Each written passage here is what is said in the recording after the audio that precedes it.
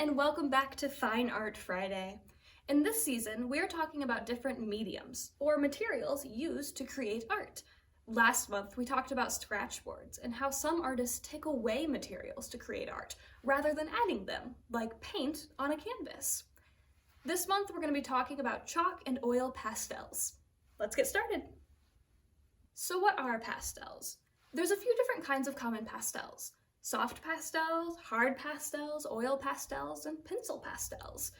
Most of those pastels are only made up of a few ingredients, pigments and binders. Pigment is the color, or the substance that is used for color, and the binder is what holds it all together and helps it stick to the surface it's being used on. Because pastels have so few ingredients, artists are able to create really bright and colorful art and then blend those colors really easily. Pastels are also great at showing the texture of the material that they're being used on, and we'll learn more about that in the next few minutes. So those two traits of pastels, blending and texture, are what we're going to focus on today, here in our video and in the creation part of it as well. Let's start with chalk pastels. Chalk pastels are made up of chalk, pigment, and a binder. So they have bright colors, can be blended easily, but are kind of dusty when you draw with them. Have you ever written with chalk on a chalkboard? Chalk pastels are similar, and they leave little bits of pigment behind as you drag the pastel. But being a little bit messy doesn't mean they're bad. Let's check out a picture book artist who uses chalk pastels. Lynn Chapman is an artist from London who has been creating art for books, magazines, and newspapers ever since she graduated university. Her favorite medium for picture books is chalk pastels because they have such bright colors and can create unique textures depending on the paper that she uses. Let's take a look at a few of her illustrations. This great big one is from the book Giddy Goat, written by Jamie Ricks. There's a few things to look at in this picture. First, check out the texture. The coloring looks almost blocky or kind of pixelated. But this isn't because of your screen or how the book was made, it's because of the paper Chapman used. Pastel paper is textured and very rough so that it can grab more of the pigment from the pastel. This makes it easier to blend loose pigment together and gives the art a unique look. Next, check out how all the colors blend together so nicely. I like to use the mountains or rocks the goats are on as examples. You can see the bright part where the sun hits the rocks and then see it fade into the shadowed side, just like in real life. Let's look at another book that really shows how the texture of paper affects the final piece. When You're Not Looking, written and illustrated by Lynn Chapman, has close-up pictures of animals Chapman illustrated, cut out, and pasted on smooth backgrounds. This really makes the texture of the pastel paper stand out. Check out these different animals in When You're Not Looking.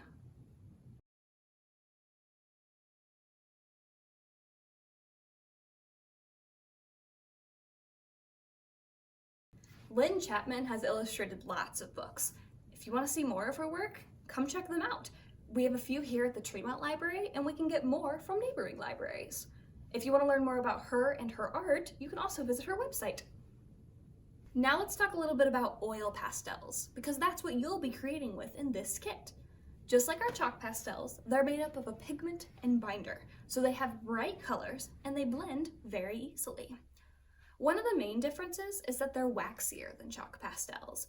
So the end result is a shinier picture rather than a matte or flat looking one. For your kit, I was able to find little 12 packs of oil pastels for each of you.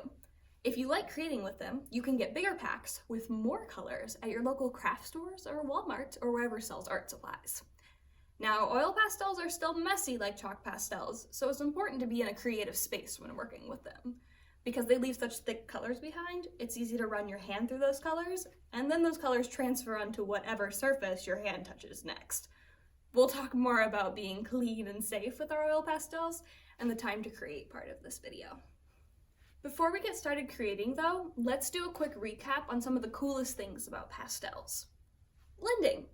Pastels are great for blending because they're only made up of a few ingredients.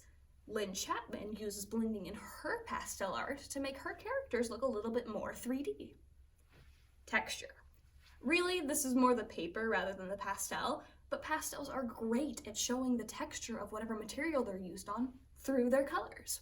This texture can help create layers in art or can be used to make art stand out against smooth backgrounds. like in Lynn Chapman's When You're Not Looking book. Those are the two qualities of pastels that we'll be focusing on today in our project. Are you ready? Let's get to it.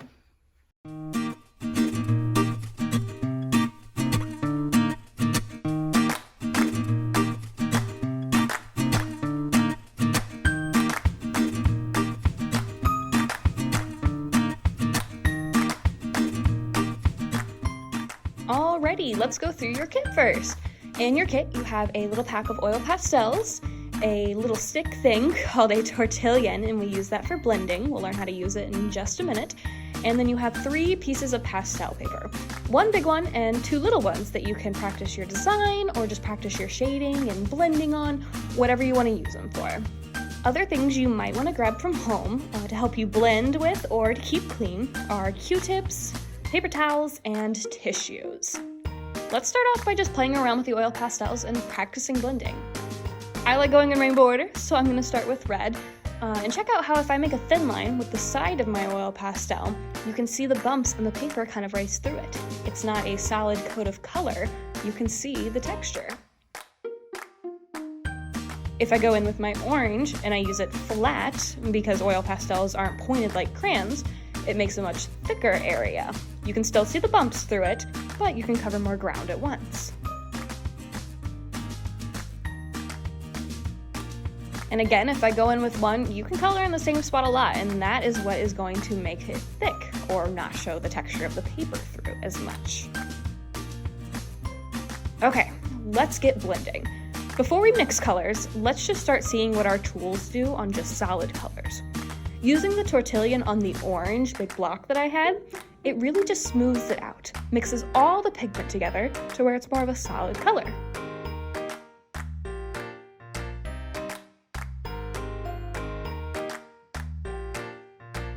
If I run the tortillon along my red line, it makes it smooth and a little bit blurry, in my opinion, as well.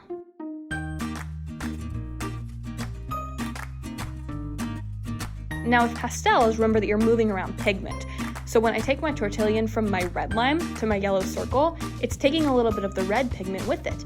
And when I blend it, it's moving my red into my yellow and making sort of an orangish yellow looking sun. Okay, let's try to mix 2 colors together. Here, I'm gonna add pink right next to my orange, and I'm going to use my Q-tip to kind of blend them together.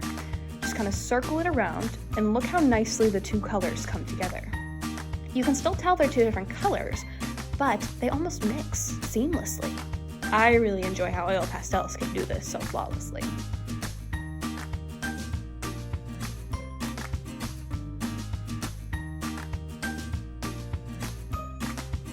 Try making different color blocks and using different blending tools like your tortillon, Q-tips, paper towels, tissues, or your fingers to make different blending looks.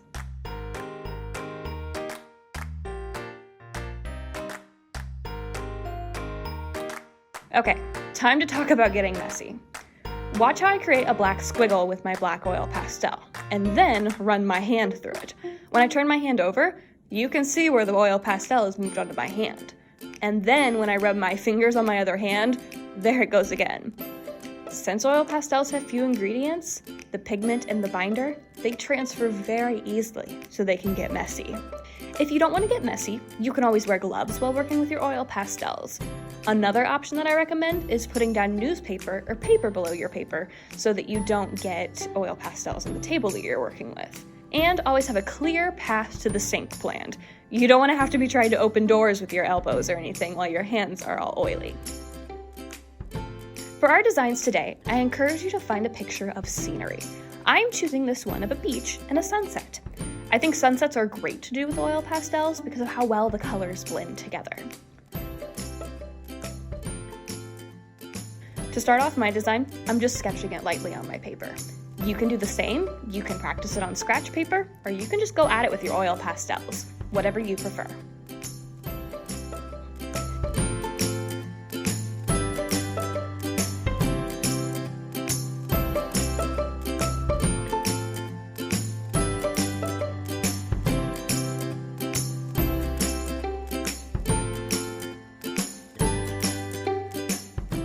First, I put down the first layer of colors that I want. I'm not blending them together yet, because I just want to get them right where I want them first.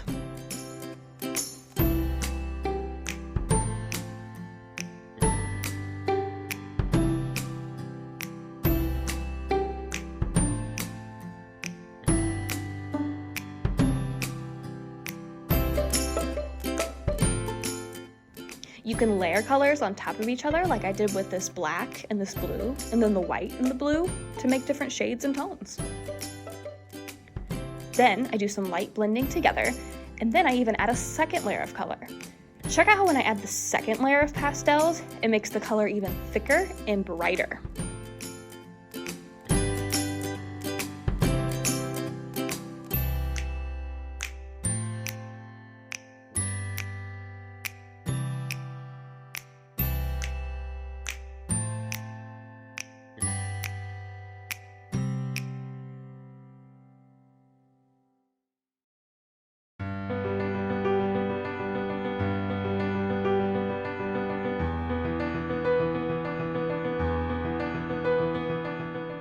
Oops, just like crayons, pastels are kind of fragile. If your pastel breaks, that's a-okay. Just use the broken piece and get in there with your fingers and spread it around. If you don't like that, you could also keep tearing down the paper on your pastel to make it just kind of a shorter pastel to work with.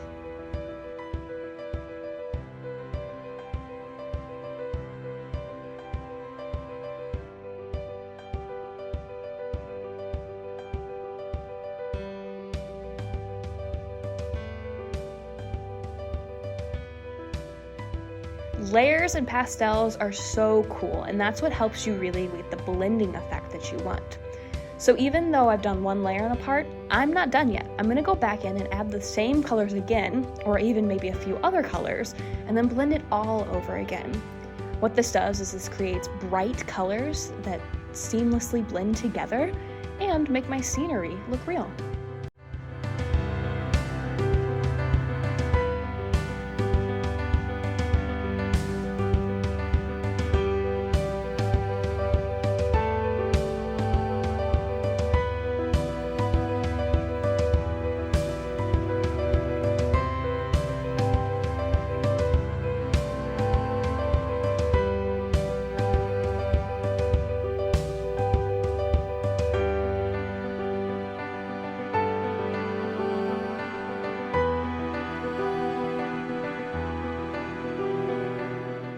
When I'm blending, I like to use small circles to move everything together.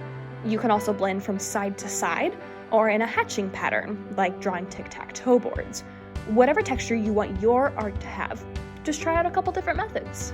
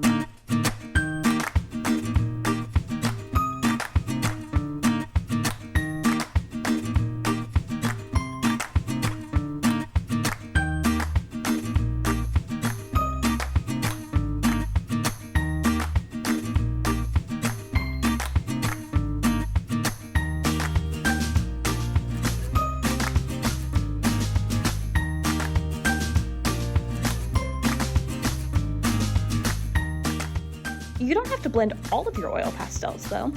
See the little fences or grasses that I'm making? I'm just making lines with my oil pastels, and I'm not gonna blend those together because that's not the look I'm going for with them. They're solid lines. Their colors are right where they need to be. Same with the houses and the fence post. Not everything needs to be blended. You can always just do multiple layers to make one part of your art stand out.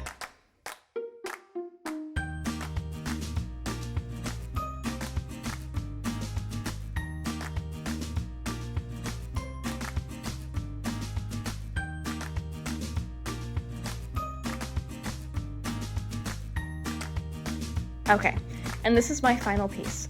I love working with oil pastels because the colors are so bright and so malleable. That means I can move them around and make different colors or make them blend together however I want. Just a note, when you do get done with your art, they don't dry.